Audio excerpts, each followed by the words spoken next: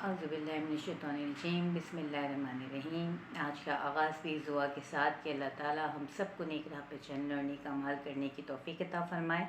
और हम सब की ज़िंदगियों में खुशियों और सुकून को क़ायम व दायम रखे। और जैसे कि रमज़ानुल मुबारक का महीना है तो आज ये दुआ भी ऐड करती चलूँ कि अल्लाह मियाँ में तमाम गुनाह कबीरा और सग़ीरा के लिए माफ़ फ़रमाए और हमारी सही मदद और रहनुमाई फ़रमाए और आने वाली ज़िंदगियों में हमारे खुशियाँ ही खुशियाँ भर दे। आमीन सुम्मा आमीन। जैसे कि आज आपसे बात हो रही है तो ऑलमोस्ट जो है वो पहला अशरा जो है वो अख्ताम पज़ीर होने वाला है और मैं समझ सकती हूँ कि आप तमाम लोग भी बहुत ज़्यादा मसरूफ़ होंगे। इस वक्त इबादत का टाइम है, ज़्यादातर वक्त आप लोग अपना इबादत में सर्व कर रहे होंगे, जो कि नहायत ही अच्छी बात है। आज इस समय सिर्फ एक छोटी सी बात करना चाह रही थी सोम के मुतालिक। सोम के लफ्ज़ी मायना है to restrain, to hold back, यानी किसी चीज़ से रुक जाना, अपने आप को रोक लेना। असल में मसला हमारे यहाँ जो मुझे ज़्यादा फ़ील होता है वो ये है कि हमने जो है वो हमारे दीन को, जो दीन इस्लाम है, उसे हमने जो है वो सिर्फ़ कुरान मजीद को एक किताब समझ लिया है जिसे हम बड़े अदब व एहतराम से बावज़ू होकर छूते हैं, पढ़ते हैं। बस हम अरबिक पढ़ लेते हैं। कई दफ़ा हम में से बहुत सारे लोग, हो सकता है मैं भी उसमें शामिल हूँ, हम उसके मायना मफ़हूम समझे बग़ैर सिर्फ़ उसको अरबी में पढ़ के और उसे वापस हम जुज़ान में लपेट के ऊपर रख देते हैं। और ज़्यादातर ये जो खुशनसीब मौका है रमज़ान में ही आता है, जब हम थोड़ा सा ज़्यादा टाइम जो है वो अपना इबादत के लिए निकालते हैं और सर्व करते हैं। तो मेरी सिर्फ़ एक छोटी सी इल्तिजा है कि देखिए, हम बार बार ये बात कहते हैं, सुनते हैं। आज बहुत सारे साइंटिस्ट ने इस बात को प्रूव किया है कि इस्लाम से ज़्यादा जो है वो साइंटिफिक दीन कोई भी नहीं है दुनिया में। और इस्लाम में जो भी छोटी छोटी बातें बताई गई हैं उनका उन्होंने ख़ुद जो है वो साइंटिफिकली उसको प्रूव किया है। इसीलिए मैं चाहती हूँ कि सबसे पहले तो हम जो है वो कोशिश करें कि हम अपने दीन को समझें। जो हमें बताया जा रहा है, जो कुरान में लिखा गया है, हम अपनी तौर पे कोशिश ज़रूर करें एटलीस्ट उसको समझने की। देखिए, अगर सोम का मतलब है रुक जाना, यानी कि खाली खाने पीने और हलाल अशिया से अपने आप को जो है वो रोक लेना ही नहीं, बल्कि बहुत सारी और चीज़ों से भी अपने आप को रोक लेना। जैसे कि अपने जो है वो गुस्से पे काबू पाना, अपने गुस्से को रोकना, और जो है वो इसी तरीके से अपने आप को किसी बुरे काम से रोकना। यानी कि अगर हम कोई भी ऐसी बुराई कर रहे हैं जो कि है हम दूसरे को नुकसान पहुंचा सकती है, तो हमें चाहिए कि हम खुद को उन चीज़ों से रोकें, चाहे वो किसी के ख़िलाफ़ या उसके पीठ पीछे कोई बुराई या बात करना ही क्यों ना हो। तो एक्चुअली बात है, सोम का मतलब है ख़ुद को रोक लेना। तो आज अगर आप देखें आपकी रियल लाइफ में, तो मुझे तो ये फ़ील होता है पर्सनली कि जब हम सब रोज़ा रख लेते हैं तो नाउज़ुबिल्लाह हम ये समझते हैं कि हमने किसी पे कोई बहुत बड़ा एहसान कर दिया है, और उसके बाद हमें गुस्सा भी बहुत आ रहा होता है, क्योंकि हम ये फ़ील कर रहे होते हैं कि जी अब हमें रोज़ा लग रहा है, अब हमें भूख लग रही है, अब हमें प्यास लग रही है। लिहाजा हमें उस वक्त शदीद गुस्सा आ रहा होता है। अगर आप रोड्स पे चले जाएँ, स्पेशली अगर इफ्तार खुलने का करीब का टाइम है, तो आप देखेंगे कि मुसलसल ट्रैफ़िक जैम्स होते हैं, और मोस्ट ऑफ़ द जो ट्रैफ़िक जैम्स होते हैं वो सिर्फ़ इस वजह से होते हैं कि किसी न किसी एक या दो बंदों ने कुछ गलत टर्न्स ले लिए होते हैं, या वो जो है वो रॉन्ग साइड हो जाते हैं, जिसकी वजह से वो अपने साथ साथ और भी बहुत सारे लोगों को तकलीफ़ और परेशानी में मुब्तला कर देते हैं। इसके बजाय अगर आप 2-4 मिनट सब्र कर लें, अगले को मौका दें, तो यकीनी बात है कि थोड़ी देर उसमें ज़रूर लगेगी, मगर इतनी नहीं जितना वो ट्रैफ़िक फंसने के बाद आपको वहाँ पे देर लगेगी। जब गाड़ियाँ एक दूसरे के साथ इस तरह ब्लॉक हो जाएंगी कि किसी के पास भी रास्ता नहीं होगा, तो आप मुझे बताइए कि वो बेहतर है, या बेहतर ये है कि आप 2 मिनट सब्र कर लें और दूसरे को मौका दें कि वो वहाँ से अपनी गाड़ी पहले निकाल ले, फिर आप 2-4 मिनट बाद आपको भी मौका मिले कि आप वो चीज़ को अपनी गाड़ी निकालें। तो इस तरह जो है वो ट्रैफ़िक भी आपका स्मूथ रहेगा। यही हाल कुछ मेरे ख़्याल से आजकल ज़िंदगी की गाड़ी का भी है। तो प्लीज़ मेरी गुज़ारिश सिर्फ़ इतनी है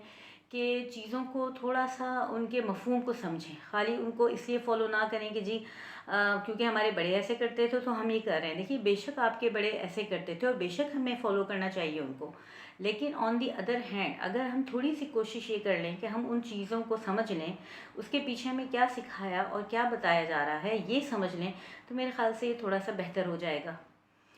दूसरी बात जो आज इस बात से रिलेटेड मैं थोड़ा-सा करना चाहूँगी, इस बात के हवाले से मुझे एक बात याद आई है कि हम लोग ज़्यादातर जो होते हैं ना, वो हम अपने आप को भी और अपने बच्चों को भी अपनी तरबियत के दौरान, मैंने बहुत सारे पेरेंट्स को देखा है जो ये कह रहे होते हैं कि अरे अरे ये तुमने क्या कर दिया, ये तो बड़ी गलती कर दी, बड़ा गुनाह कर दिया, अब तो अल्लाह मियाँ बड़ा सज़ा देंगे तुम्हें, अब तो जी जहन्नुम की आग है, अब तो ये है। मेरा सिर्फ एक छोटा सा सवाल ये है कि एक छोटा सा बच्चा जिसे अभी जन्नत और जहन्नुम दोनों का कोई फ़र्क इतना ज़्यादा मालूम नहीं है, बल्कि अगर देखा जाए तो बीइंग एन एडल्ट हमें भी अभी कोई चीज़ बहुत ज़्यादा क्लियर नहीं है, सिवाय इसके कि जन्नत अच्छी जगह है और जहन्नुम जो है वो बहुत बुरी जगह है। और हमें बेसिक चीज़ें ही पता हैं कि ये हम अमाल की बुनियाद पे ये डिसाइड किया जाएगा कि हम जन्नत में जाएंगे या जहन्नुम में जाएंगे।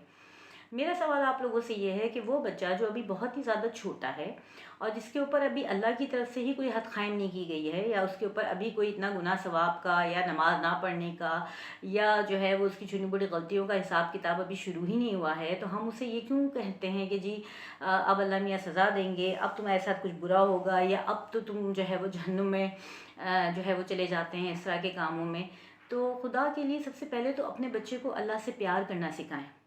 अपने बच्चों को ये बताएं कि आज आपके पास जो भी अच्छी चीज़ें हैं, आप जो भी अच्छी चीज़ें खा रहे हैं, जो अच्छे कपड़े पहन रहे हैं, आपके पास जो भी खिलौने हैं, जो भी चीज़ें हैं छोटी छोटी, वो आपको अल्लाह ताला ही प्रोवाइड करता है और हम एज ए पेरेंट आपके लिए एक वसीला हैं। सबसे पहले अगर हम अपने बच्चे को मोहब्बत करना ही नहीं सिखा रहे हैं अल्लाह से, वो अल्लाह जो आपको और हमें 70 माओ से ज़्यादा चाहता है, आप उसकी चाहत का ज़िक्र, उसकी मोहब्बत का ज़िक्र नहीं कर रहे हैं, आप उसका एक अलग रुख जो है वो अपने बच्चों के दिमाग में जो है वो क्रिएट कर रहे हैं, कि इमेजिनेशन जो या एक जो इमेज उनके जहन में क्रिएट कर रहे हैं, उसको मेरे ख़्याल से थोड़ा सा जो है वो बेहतर करें। अगर आप अल्लाह ताला के 99 नाम भी देखें तो सिवाय चंद नाम यानी इक्का दुक्का नाम जिसमें वो क़हार और जब्बार की खुसूसियात बयान की गई हैं, उसके अलावा अगर आप देखें तो वो रहमान है, रहीम है, गफ़ूर रहीम है। वो जो है ज़्यादातर जो उसके नाम हैं मायनों के, वो तो रहमत, मोहब्बत, शफ़क़त, सलामती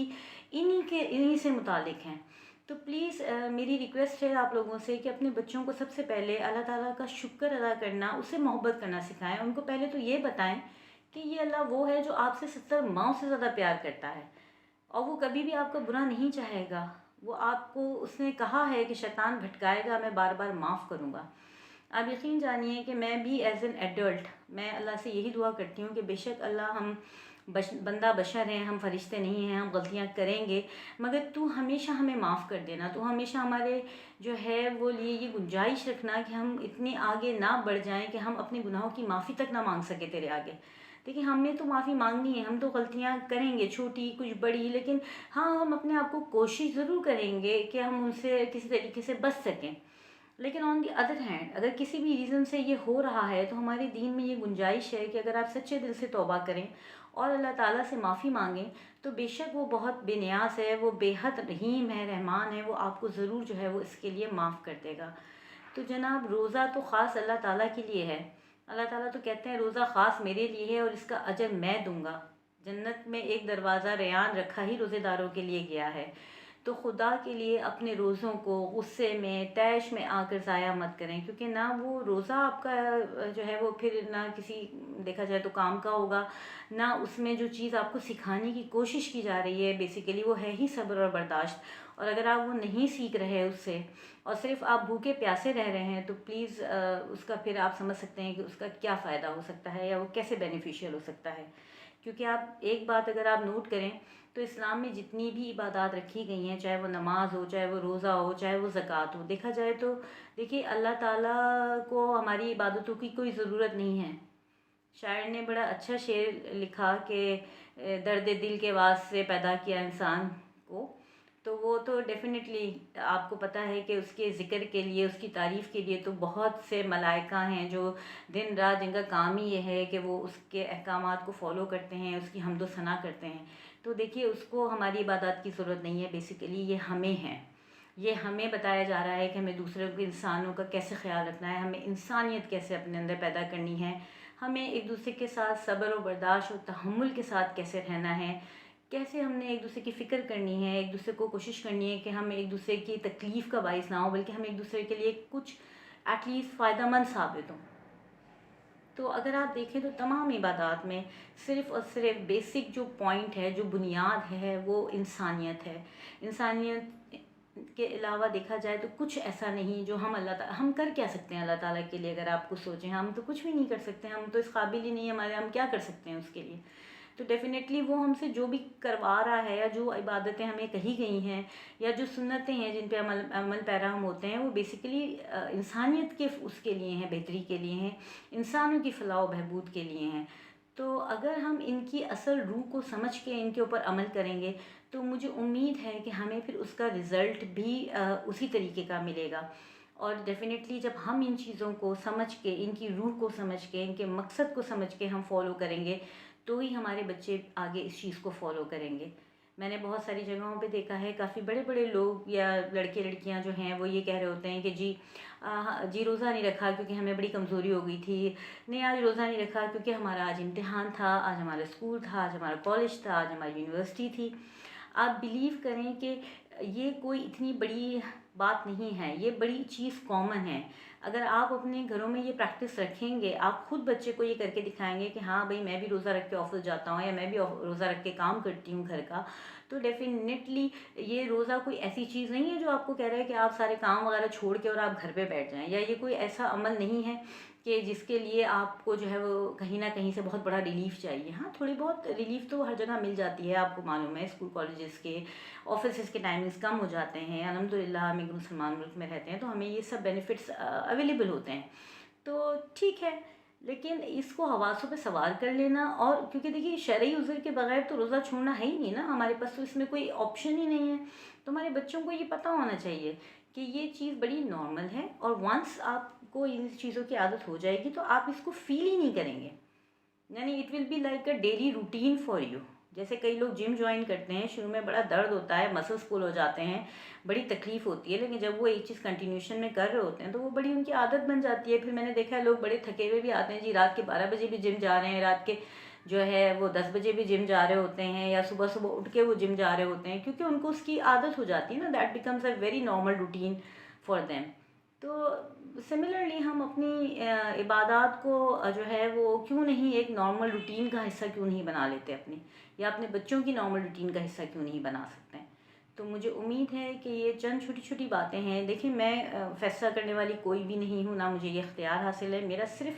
काम इतना है कि मैं आप लोगों के सामने फैक्ट्स रखूं, अपनी कुछ ऑब्जर्वेशंस और एक्सपीरियंसेस को शेयर करूं। उसके बाद डेफिनेटली डिसीजन तो आपने लेना है, आपने ही करना है, आपने ही देखना है कि कहाँ आप अपने आप को बेहतर कर सकते हैं, कहाँ आप बहुत बेहतर हैं, कहाँ आपका वीक एरिया है। देखिए, हम सब में कहीं ना कहीं वीक एरियाज़ हैं, स्ट्रॉन्ग एरियाज़ हैं, तो डेफिनेटली हम अपने आप को हमेशा बेहतर कर सकते हैं। उम्मीद है कि मेरी ये छोटी सी बात कहीं ना कहीं आप में से शायद किसी को थोड़ी बहुत समझ आ गई हो, या कोई इस पे अमल करे, तो डेफ़िनेटली ये मेरे लिए बड़ी ही फ़ख्र की बात होगी, और मैं अल्लाह ताला की बहुत शुक्रगुज़ार होंगी अगर कोई एक बंदा भी मेरी बात को समझ कर उस पर अमल कर सके। आइंदा के लिए इजाज़त दीजिएगा, अपना और अपने आसपास के लोगों का ख्याल रखिएगा, और हमेशा की तरह अपना सबसे ज़्यादा ख्याल रखिएगा, क्योंकि आप सही होंगे, तंदुरुस्त होंगे, तो ही आप बेहतर तरीके से दूसरों का ख्याल रख सकेंगे। जनाब, इजाज़त दीजिए। अल्लाह हाफ़िज़।